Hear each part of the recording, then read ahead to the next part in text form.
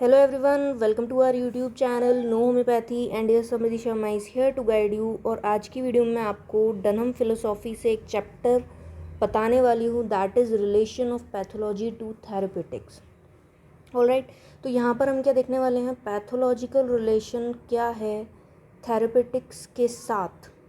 ठीक है, यानी कि पैथोलॉजी और थेरेपेटिक्स के बीच में क्या रिलेशन है वो हम देखने वाले हैं, जिसके लिए हमें सबसे पहले तीन चीज़ों का पता होना चाहिए कि फिजियोलॉजी क्या होती है, पैथोलॉजी क्या होती है और थेरेपेटिक्स क्या होती है। सबसे पहले हमें इन तीन टर्म के मतलब पता होने चाहिए, यानी कि इनकी टर्मिनोलॉजी हमें पता होनी चाहिए, जब हम आगे इस चैप्टर को समझ सकते हैं। ठीक है, जैसे कि आपको पता है कि मैं हमेशा यही कहती हूँ कि चैप्टर की हेडिंग में हमें पता चल जाता है कि चैप्टर के अंदर क्या है। The heading of the chapter carries the soul of the chapter itself. Okay, तो यहाँ पर आपको ये पता चल गया कि इस चैप्टर में आपको बताने क्या वाली हूँ कि एक तो फिजियोलॉजी क्या होती है, what is the definition of the physiology, what is the definition of pathology and what is the definition of therapeutics. These three things you must know, and the most important thing is, does the pathological application of the medicine that we called as therapeutics leads to cure or not। Okay, कि अगर हमने medicine दी therapeutic base पे, यानी कि pathology देखते हुए हमने medicine को अप्लाई किया, तो क्या मरीज़ ठीक होगा कि नहीं होगा, क्योर होगा कि नहीं होगा। साथ ही साथ क्या ये चीज़ होम्योपैथी में वैलिड है या नहीं है। ठीक है, जैसा कि हम समझते हैं कि होम्योपैथी में सिमिलिया सिमिलिबस क्यूरेंटर को लेके हम चलते हैं कि जो सिम्टम्स हैं उसके बेस पर हमें दवाई देनी है। तो थेरेपेटिक्स में हम इस तरीके से नहीं देते हैं, हम सिम्टम्स को इम्पोर्टेंस नहीं देते हैं, हम जो लास्ट रिज़ल्ट है डिज़ीज़ का उसको इम्पोर्टेंस देकर हम मेडिसिन दे देते हैं। तो ऑफ कोर्स क्योर तो नहीं हो सकता, हम उसे रिकवरी कह सकते हैं। ठीक है, मरीज़ रिकवर हो जाएगा लेकिन क्योर नहीं होगा। तो लास्ट में आपको मैं यही बताऊंगी कि क्योर नहीं होने वाला है। अगर थेरेपेटिकली आप मेडिसिन को अप्लाई कर रहे हो तो डेफिनेटली जो मरीज़ है वो ठीक नहीं होने वाला है। तो चलिए आपको मैं बता देती हूँ कि इस चैप्टर में अगर आपके ये क्वेश्चन पेपर में क्वेश्चन आता है तो आपको इसमें क्या लिखना है। ठीक है, ये चीज़ मैं आपको बता देती हूँ। तो सबसे पहली चीज़ आपको ये पता होनी चाहिए कि अगर फिजियोलॉजी बनी है तो फिजियोलॉजी किससे बनी है। फिजियोलॉजी का मतलब क्या होता है, what is the terminology. Okay, तो आप देखोगे कि आपको क्या लिखना है वो मैं बताने वाली हूँ। तो चलिए शुरू करते हैं। सबसे पहले जो टिश्यूज़ हैं और ऑर्गन्स हैं हेल्दी बॉडी के, वो इस तरीके से डिज़ाइंड अप हैं कि एक स्पेशल काम वो जो है वो कर सकें। ठीक है, tissues and organs of healthy body are so fashioned as to perform, so this act of performing its special work is the function of organ। जो भी टिश्यूज़ और ऑर्गन्स जो हैं हेल्दी बॉडी की बात हो रही है, वो एक स्पेशल वर्क को करने के लिए हैं और उसको हम फंक्शन कहते हैं।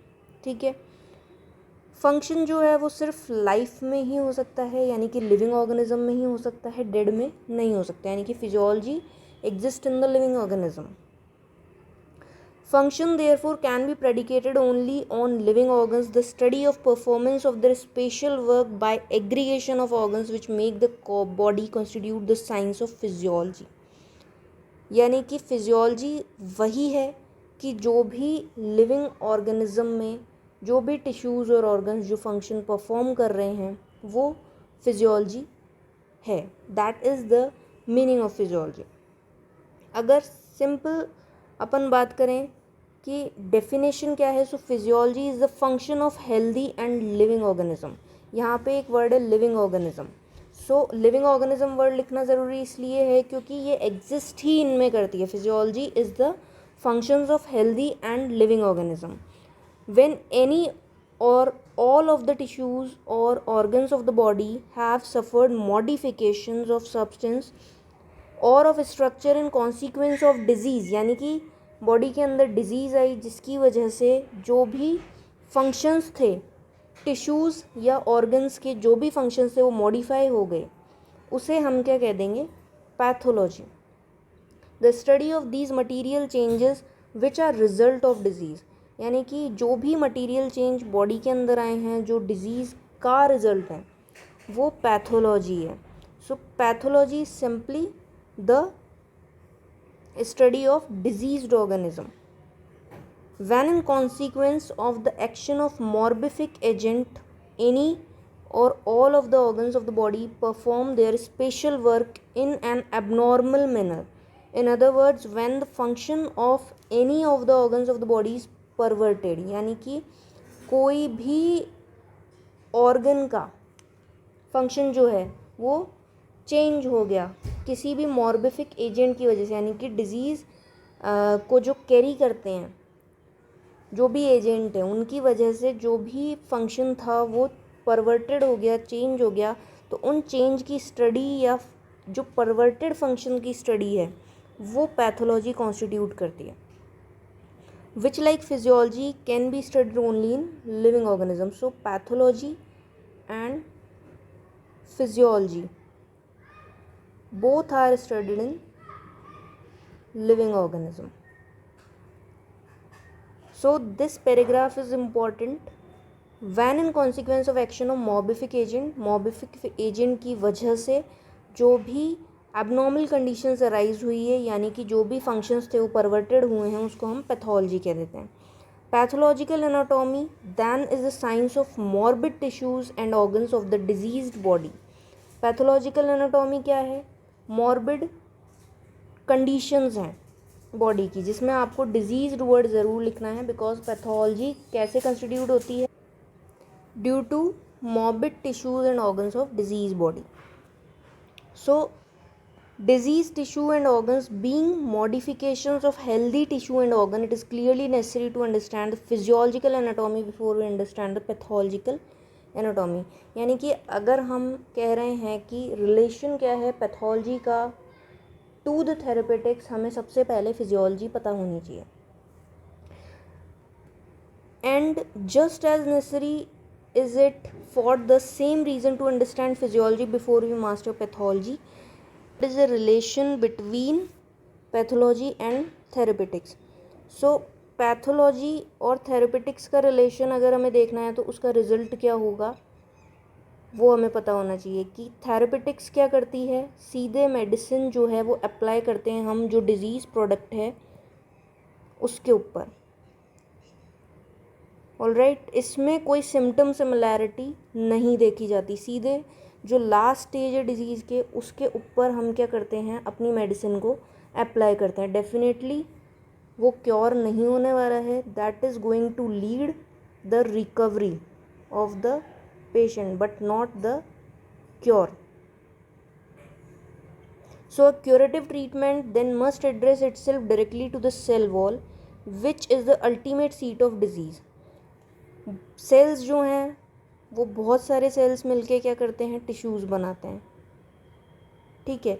सो अगर कोई डिजीज़ कंडीशन अराइज हुई है फिजियोलॉजी के हिसाब से तो सेल्स के ऊपर इफ़ेक्ट आया है। सबसे पहले सेल जो है वो डिजीज़ हुआ है, फिर जाके टिश्यूज़ में डिजीज़ कंडीशन अराइज हुई है, देन वो ऑर्गन पे रिफ्लेक्ट हुई है, फिर पैथोलॉजिकल कंडीशन बॉडी के अंदर आई है। तो अगर किसी चीज़ को ठीक करना है तो सबसे पहले हमें क्या करना होगा, सेल्स को ठीक करना होगा ताकि जो पूरी पैथोलॉजी है वो ठीक हो सके।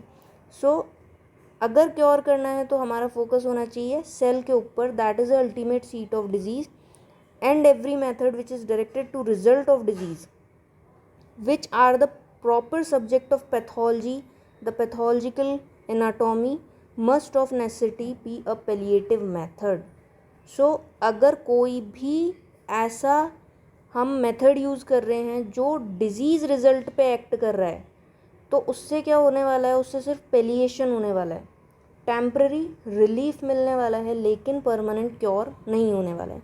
सो at last what is the summary of the relation of pathology to therapeutics, कि सिंपली अगर कोई भी आप ऐसा मेथड यूज़ करते हो जो डायरेक्टली डिजीज़ के प्रोडक्ट पे एक्ट कर रहा है उसकी फिजियोलॉजी को ठीक करने की कोशिश नहीं कर रहा है, तो सिंपली क्या होने वाला है, पैलिएशन होने वाला है, रिकवरी होने वाली है, क्योर नहीं होने वाला है।